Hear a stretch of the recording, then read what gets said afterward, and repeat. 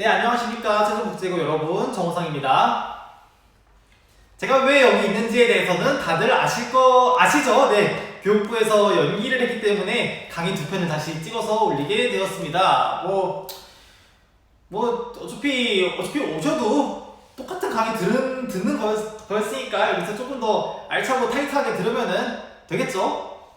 그래도 이제 확실히 이게 5월 중순임에도 불구하고 이렇게 연기가 되고 있다 보니까 여러분들도 슬슬 이제 이게 참 저주받은 세대 아닌가 막 이런 안 좋은 생각이 들 수 있을 것 같은데, 그럼에도 불구하고 이거는 주어진 여건은 똑같기 때문에 최선을 다해야 할 것 같아요. 이제 드리고 싶은 말씀은 뭐냐면은, 이제 이미 주변의 여건들은 사실 우리가 어떻게 할 수 없는, 우리 힘으로 어떻게 할 수 없는 것들이 더 많기 때문에 우리가 할 수 있는 것들에 대해서 최선을 다해야 한다는 거죠. 그런 점에서 이제 이거로 이야기했던 이제 고대 그리스의 스토아파나 혹은 스피노자 이런 사람들 굉장히 좋고요. 아니면은 우리가 고전과 윤리 시간에 배웠던 불교 윤리도 좀 하나 가르침을 주는 거죠. 우리가 마음을 어떻게 먹느냐에 따라서 우리가 그걸 받아들이는 것도 달라지고요. 우리가 따라서 행동할 수 있는 범주도 더 다양해진다는 거. 긍정적인 거는 부정적인 것보다 훨씬 더 나은 것 같습니다. 저도 그래서 여러분들이 이제 지식들을 많이 갖추는 것도 중요하지만은 수업을 듣고 친구들과 생활을 하면서 조금 더 긍정적인 마음을 가지고 사회에 나갔으면 좋겠어요. 대학교 이제 혹은 사회에 나아가면은 이것보다 훨씬 더 어려운 일들이 있을 텐데, 그 상황에 닥쳤을 때에도 우리가 그거를 슬기롭게 극복할 수 있는 그 하나의 그 열쇠는 우리의 마음가짐에 있는 게 아닐까 싶습니다. 일단은 오늘 수업 들어가기 전에요, 몇 가지 조금 확실하게 해두고 넘어가려고 합니다. 어차피 이렇게 된 거 다들 볼 때 이야기를 하는 게 좋을 것 같아서 헷갈리는 부분을 좀 명확하게 하려고 합니다. 일단 첫 번째 어떤 거냐면,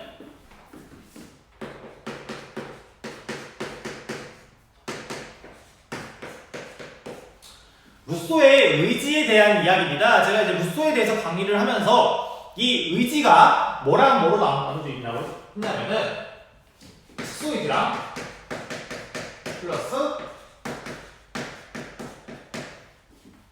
일반 의지로 나뉘어져 있다고 했는데, 여러분들 다들 대부분 이렇게 이해하셨을 것 같습니다만은 혹시나 좀 특수 의지 안에 일반 의지가 포함되어 있지 않을까 하는 생각이 있어서 이걸 조금 더 명확하게 하려고 해요. 원래는 이거랑 관련해서 논문도 나와 있긴 한데, 그래도 우리가 시험 볼 때는 아마 여러분들은 그냥 의지 안에는 특수 의지랑 있고 일반 의지가 있으면서 이 두 개는 명확하게 구분되는 것들이다 라는 것들만 좀 명확하게 하시면 될 것 같습니다. 조금 더 나아가면은 이 특수 의지는 개인의 사욕을 추구하는 의지인 거고, 일반 의지는 공공선을 추구하는 의지니까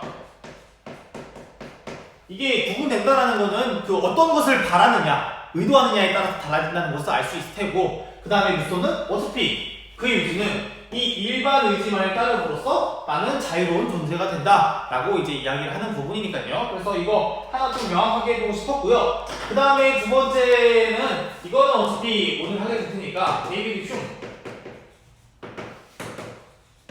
흉은요 회의론자이면서 경험자라고 이야기를 했습니다. 그래서 이제 제가 흉이 왜 회의론자인지 대해서 좀 이야기를 했었고, 그 다음에 그가 이제 인간을 바라보는 관점, 데카르트랑 비교를 해서 이야기했었는데, 번드로브 퍼셉션, 그러니까 감각들의 집합체라는 말들 또한 조금 이해를 해주셨으면 좋겠어요. 일단은 여러분들이 시험에서 좀 제가 이야기하고 싶은 건 뭐냐면은, 흉은 어디까지나 인간의 감각을 가지고, 감각.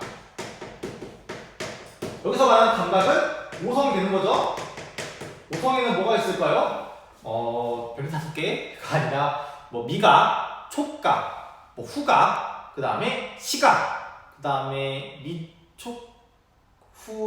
하나가 까먹은 것 같은데, 하여튼 이 5가지 감각을 통해서 인간을 관찰하니까, 이 관찰한 거는 확실성을 담보할 수가 없다. 어느 일정 정도의 개연성은 줄 수는 있지만은, 그래서 이 5성에서 이 회의론으로 넘어가는 그 이야기 논리도 한번 좀 봐주셨으면 좋겠습니다. 그래서 오늘 수업하기 전에 잠깐 이 흉을 좀 언급하고 넘어가려고 하는데, 이 흉이요 감각을 가지고 이제 진짜 두꺼운 책을 썼어요. 근데 일단 두꺼우면은 어떤 생각이 듭니까? 아 재미없다. 그래요. 재미도 없긴 한데 와 진짜 꼼꼼하다. 진짜 그런 거 아니야? 라는 생각이 든다는 거죠. 물론 도덕에 있어서의 흉은 도덕감을 모든 사람이 가지고 있고 그 다음에 모든 사람한테 적용 가능하다는 점에 대해서는 도덕의 회의주의로까지 이어지진 않았지만은, 문제는 지식에 있어서도 이 회의론으로 넘어간다는 게 사실 연구하는 사람의 입장에서는 굉장히 큰 좌절감과 절망감을 주지 않겠습니까? 근데 이제 다시 이야기하지만은 이렇게 책을 두껍게 썼고요. 흉은 굉장히 덕망이 높고요. 인품도 높고요. 유명한 사람이에요. 유명한 사람이 유명한 책을 썼는데 거기서 이런 말을 하고 있어. 뭐야? 진리인 거 아니야? 라는 생각이 들 수 있다는 거죠. 그래서 이 흉의 회의론의 공격에 대해서 대비를 해야 하는 입장이 이제 나오는데, 그 입장을 대표하는 아주 유명한 사람으로서 우리는 누굴 다룰 거냐? 바로 임마누엘 칸트를 다루게 될 것입니다. 그리고 사실 우리가 고전과 윤리에서 칸트를 좀 다뤄봤기 때문에 그렇게 어려울 거라고 생각하지는 않고 있습니다. 다만 근데 오늘 수업은 칸트의 학문에 대한 접근법이 나와 있기 때문에 그 점에서는 조금 귀를 더 쫑긋하고 머리를 조금 더 바짝 세워서 들어야 되지 않을까 싶습니다. 자, 그래서 일단은 어떤 거부터 볼 거냐? 칸트의 이론 정리 방법부터 좀 볼 건데요.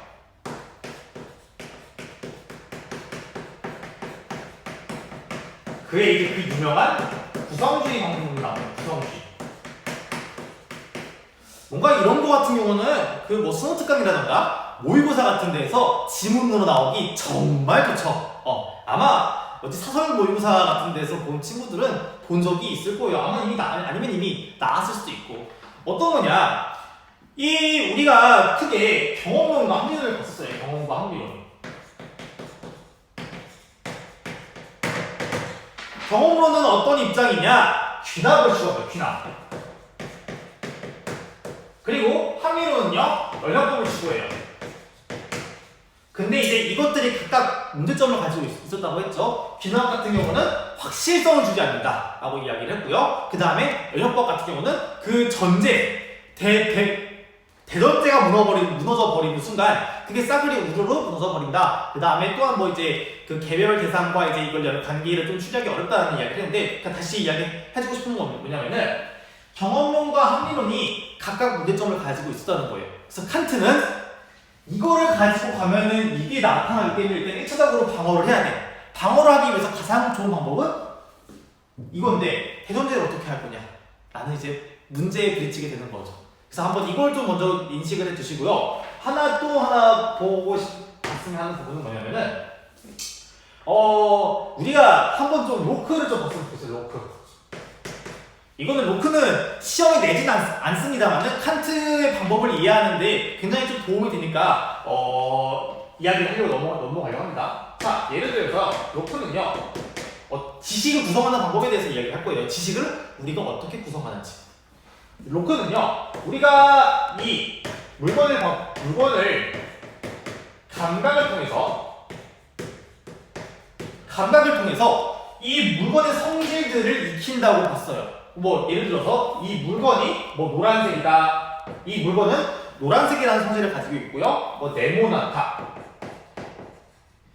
이 물건 안에 여기에 대한 관련된 정보들이 다 들어가 있고, 인간은 감각을 통해서 이것들을 배운다. 그냥 조금 더 어렵다, 조금 이 얘기 어렵다 싶으면 그냥 선생님이 여러분들한테 내용들을 주입해주고 여러분들은 그 내용들을 그대로 받아들인다 라고 보시면 좀 될 것 같아요. 다시 그러면은 이야기해주고 싶은 말이 뭐냐면은 로크 같은 경우는요, 이 지식을 구성하는 데 있어서 이것들이 주된 내용이고요. 이게 안 나와. 이게 좀 이상하게 나오네. 이게 주된 내용이고, 그 과정에서 인식을 해야 하는 인식하는 사람들은 철저하게 어떤 게 된다? 그냥 수동적이라는 거죠. 수동적으로 지식을 받아들이기만 하는 사람임을 로크는 이야기를 했었습니다. 그리고 로크가 사회계약 문제에 대해서도 굉장히 인기가 높았던 사람이에요. 그러면은 이 로크의 이 이론들이 쭉 퍼져나갔겠지. 물론 이것 또한 로크가 처음으로 주장한 건 아니지만은 로크가 체계화를 한 거예요. 우리가 어떻게 지식을 받아들이게 되는지 감각을 통해서 사고에 있는 성질들을 우리가 받아들이게 된다라고 이야기를 하는데 여러분들은요 이 로크와 반대되는 칸트의 방법을 좀 확인을 하셔야 됩니다. 그리고 거기 있는 내용 한번 좀 보도록 하겠습니다. 동그라미 3번에 있는 이야기예요. 그냥 유명한 말이죠. 모든 지식은 경험에서 나오지만 경험에서 시작하지만 경험에서 나오지는 않는다. 칸트는요, 좀 넣을 수 있으면 지식을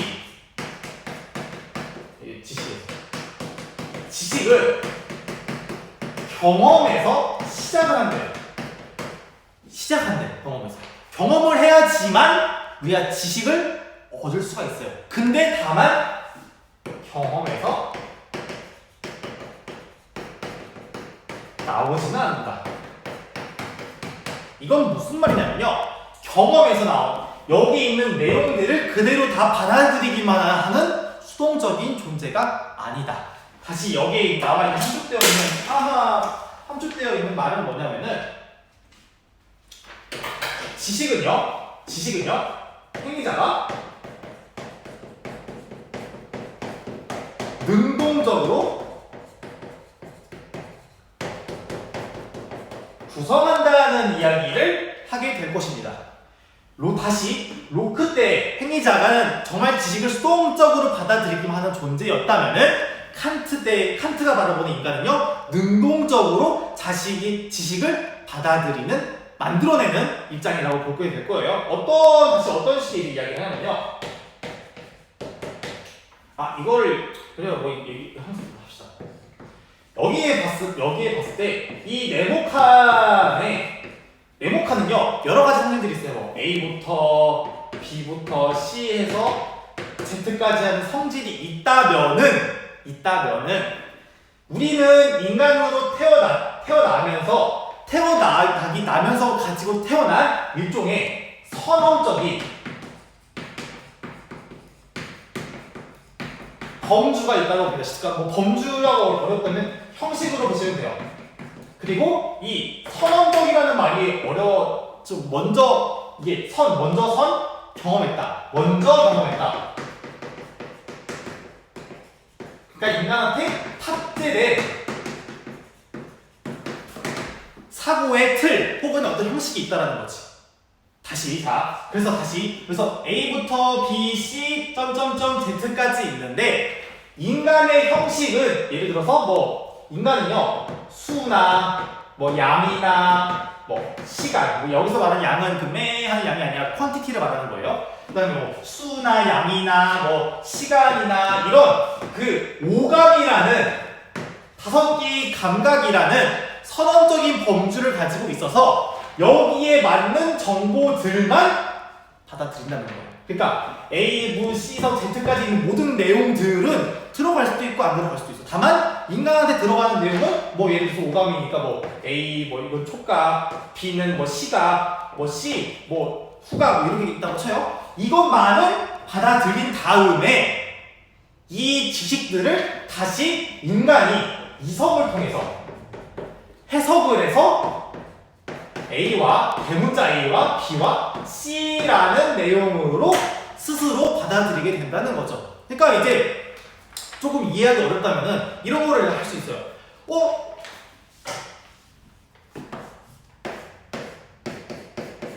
여기 물이 있습니다. 물이 있는데 어떤 사람들은요 이 물 가지고 반밖에 안 남았네 라고 해석을 하고요. 어떤 사람들은 반이나 남았네 라고 스스로 해석한다는 거지. 똑같은 대상임에도 불구하고 받아들이는 사람에 따라서 이 해석의 내용이 달라질 수 있다는 거예요. 이 오감을 가지고. 그 점에서 이 칸트가 바라본 이 인간은요 자신의 지식을 능동적으로 구성하는 아주 주체적이면서 능동적인 사람이 되어버립니다. 여기서는 단지 받아들이기만 하는 사람이라면 여기서는 스스로 지식까지 구성하는 아주 능동적인 사람. 그런 점에서 칸트는 모든 지식은 경험에서 시작되지만은 행위 주체자가 해석을 통해서 만드는 것이기 때문에 경험만으로는 부족하다. 선언적 범주와 지식이 또 연결돼서 뭐 좀 다시 정리하면 이렇게 될 수 있겠죠? 이렇게 나오려나? 다시 정리하면은 지식은 결국 경험 플러스 선언적인 범주에 이게 콜라보라고 해도 되겠죠. 경험과 범주에 의해서 구성되는 거지 이 경험만으로는 지식이 구성되지 않는다. 라는 이 칸트의 구성주의 방법론 하나 좀 이해를 해주셨으면 좋겠습니다. 그래서 칸트가 여기서는 수동적이라고만 바라봤는데 여기서는 위치가 바뀌어버리죠. 수동이었다가 능동으로 바뀌어버린다. 그래서 이거를 칸트가 뭐라고 하느냐 순수이성 비판에서 나는 이것을 코페르니쿠스적 전환이라고 한다. 그래서 코페르니쿠스도 그 지구를 중심으로 본다고 했다가 지구가 돈다라는 정반대 입장을 전개했잖아요. 그래서 그걸 인식하는 범주에서의 코페르니쿠스적 전환이라고 한다 라고 이야기를 하게 되는 것입니다. 그래서 뭐 여기까지 좀 얼추 이야기가 된 것 같고요. 그럼 이제 두 번째 넘어가도록 할게요. 우리가 그 고성과 윤리까지 복습해야 되기 때문에 꽤 할 내용이 많을 것 같아요. 두 번째 칸트의 이성인데요. 공간이 얼마 안 남을 것 같네요. 최대한 타이트하게 해보도록 하겠습니다. 먼저 휴의 입장을 좀 봐야 될 것 같아요. 휴 같은 경우는요, 여기서 되겠어요. 휴는요, 이성과 감정, 혹은 사실 휴는 감정이보다는 정념이라는 말을 더 많이 쓰는데, 패션이라고, 패션. PASSION. 네. 이 휴한테서 이성은요, 행위 선출을 하지 못해요. 왜냐? 이 이성은 오직 프로와 사실과 가짜감을 판별하는 것이기 때문에. 근데 인간은 의지를 가지고 옳고 그름에 대한 이야기를 행동을 해야 돼. 혹은 좋거나 나쁘다고 느끼는 것에 대한 행동을 해야 돼. 근데 그 점에서 얘는 완전 상추 없죠. 그래서 이 추리하는 말이 뭐였습니까? 이성은 정념의 무게이고 또 무게이어야만 한다라고 이야기를 하잖아요. 그동안 소크라테스서부터 플라톤, 아리스토텔레스에서 쭉 세워놨던 이성에 대한 정념, 이성의 정념에 대한 무의를 완전히 다 전도시켜버릴 수 있는 요지가 되는 거예요. 그래서 뭐 여담이지만은 이 휴 같은 경우가 이제 저희가 제 인문학 특강을 잘 들었던 사람이라면 그대로 이제 하이트한테 그대로 얘기해주는 거죠. 왜냐? 하이트는 먼저 우리가 직관을 가지고 감정을 가지고 판단을 내린 다음에 후에 그거를 이성으로 정당화한다는 주장을 했었잖아요. 물론 이거 하이트도 모형이에요. 사회적 직관주의 모델이기 때문에 아직 엄밀하게 사실이라고 판별된 것은 아니지만은 이 휴이 주장한 이거는 지금에 있는 그 신경윤리학이라든가 혹은 뭐 요즘에 신경과학까지도 영향을 미치고 있고 또 그게 실제로도 드러나고 있다라는 이야기를 하게 되는 것입니다. 근데 이렇게 되면은 감정이 우위가 되면은 뭐가 돼? 감정이 대빵이야. 너무 감정에 따라서 왔다 갔다 하는 거 아니야? 감정은 일관적이지가 않잖아. 물론 휴이 그거를 생각하지는 않았을 것 같은데 기분 좋은 날에는 너 석방이야 라고 하다가 기분 안 좋은 날에는 너 처형! 이라고도 말할 수 있는 굉장히 가변적이기 때문에 다시 그거를 어느 일정한 체계에 묶어둘 수 있는 요소를 필요로 했어요. 칸트는 다시 그걸 어디서 찾는다? 이성에서 찾는다. 이성. 그래서 아리스토텔레스가 했던 것처럼 다시 이성의 범주를요 두 가지로 나눕니다. 하나는 순수 이성, 하나는 실천 이성. 그리고 우리가 윤리에 대해서 다루는 범주에 대한 이야기는 다 여기가 되겠죠. 그러면은 다시 한번 이제 이거랑 연결시켜야 돼요. 여기 선언적 범주 여기. 순수 이성에 대한 범주는요 여기서 얼추 이야기했었을 것 같아요. 근데 이 실천 이성에 대한 범주를 여러분들은 뭘로 이해하시면 되냐? 고정과 윤리 시간에 배웠던 선, 의, 지로 파악을 하시면 됩니다. 우리는 어떤 사건들을 딱 봤을 때 그것이 옳은지 그른지 선이지에서 바로바로 알 수 있어요. 근데 다시 이제 그 방법에 대해서 좀 이야기를 하도록 하겠습니다. 그러면은 동그라미 1번 이성은 하나이나 역할은 두 가지이다. 하나는 순수 이성이고요. 하나는 실천 이성이다. 휴이 이렇게 나온 것을 이거를 순수 이성의 범주라고 본 거고요. 이거는 정념이라기보다는 칸트는 정념을요 거의 자연적 그냥성이라고 좀 본 것 같아요. 이거를 실천 이상의 범주, 도덕에 대한 감정의 영역을요 실천 이상의 범주로 보았습니다. 그래서 이제 어떤 식의 이제 전개를 하냐면요, 칸트 윤리학의 방법인데, 이제 방법은 바로 분석과 종합의 방법이 됩니다. 그리고 이 분석과 종합의 방법에서 여기 나와 있는 귀납법과 면역법의 요소가 모두 들어가 있다고 보시면 되는 거죠. 자, 한번 보도록 하겠습니다. 실천, 이거 형식주의. 저부터 제가 너무 마음이 급하네요. 형식주의, 형이상학적이다. 그냥 오감을 가지고 관찰하는 것 이상서부터, 태어나기 이전서부터 이쪽에 도덕의 체계가 좀 있다고 보았어요. 형이상학적이고요. 선언적이다. 우리는 도덕에 대한 범주를 미리 선의지로서 갖고 태어나온다. 그리고 형식적인 파악의 근거. 이 도덕은 그냥 너무 계속 이 표현에 대한 반대를요, 감정 가지고 반대하는 것보다는, 오히려 감정 가지고 도덕을 설명하는 것보다는 이성 가지고 이야기를 해야 되는데, 흉은 태어난 다음에 가지고 난 감정의 범주로 가지고 이야기했기 때문에 오류가 있을 수가 있어. 근데 내가 세우고자 하는 윤리학은 그러한 요소들을 하나도 가지고 오지 않을 거야. 아마 여러분들 제가 학습지 지금 올려놨는데, 참고로 오늘 다시 수정해서 올린 게 있거든요. 그걸 보셔야 됩니다. 거기서 이제 일기자료 보시면요, 인간학에서는요, 흉이 말하는 오감에 의해서 관찰한 인간학 가지고는요, 도덕을 하나도 가지고 오지 않는다고 이야기했어요. 오직 순수하게 내가 이성의 선언적인 영역을 좀 분석해 봤을 때 그 이야기를 도덕으로 가지고 끌어내려올 거야, 현실로 라고 이제 이야기를 했어요. 자, 여기 보면요, 분석과 종합이라고 나와 있는데요, 그냥 어떤 식의 방향, 상식 도덕을요 분석을 합니다. 여기서 말하는 상식 도덕, 커먼센스 모랄리티라는 거는 그냥 우리가 가지고 있는 도덕적인 인식을 말해요. 우리도 흔히 그냥 뭐 남을 때리면 안 된다, 뭐 살인하면 안 된다, 거짓말하면 안 된다라는 그냥 인식들을 가지고 있잖아요. 이 인식들을 한번 쭉 분석해 보니까 내가 보기에 일정한 법칙이 있는 것 같아요. 근데 이제 다시 이제 좀 스포하자면은 이 법칙에 대한 이야기는 또 뭐 이게 되겠지, 뭐 선의지가. 그리고 혹은 고정과 윤리 시간에 배우고 또 앞으로도 수업하게 될 정원 명령이 되겠죠. 네. 그래서 이 분석을 해서 원리를 도출해요. 아마 여러분들 수학에서 귀납법 문제랑 좀 다른 부류인 것 같은데, 분석해 보니까 이런 요소가 있는 것 같다. 뭐 귀납법 문제에는 이런 법칙 갖다 놓고 한번 1 대입해보고 2 대입해보고 이런 건데, 도덕은 좀 범주가 달라서 분석해 보니까 이러한 원리가 있는 것 같아. 아마 여기 나와 있는 원리에 들어갈 말은 뭐 안 봐도 비디오죠. 당연히 정언 명령이 되겠죠. 그래서 다시 이 정언 명령을, 파악한 정언 명령을 가지고 와서 다시 대입해서 우리의 상식적인 도덕 인식을 도출이라고 하고요. 아니면 혹은 확립이라고 하시면 될 것 같아요. 확립이라고도 보면 될 것 같습니다. 그러니까 다시 어떤 말이냐?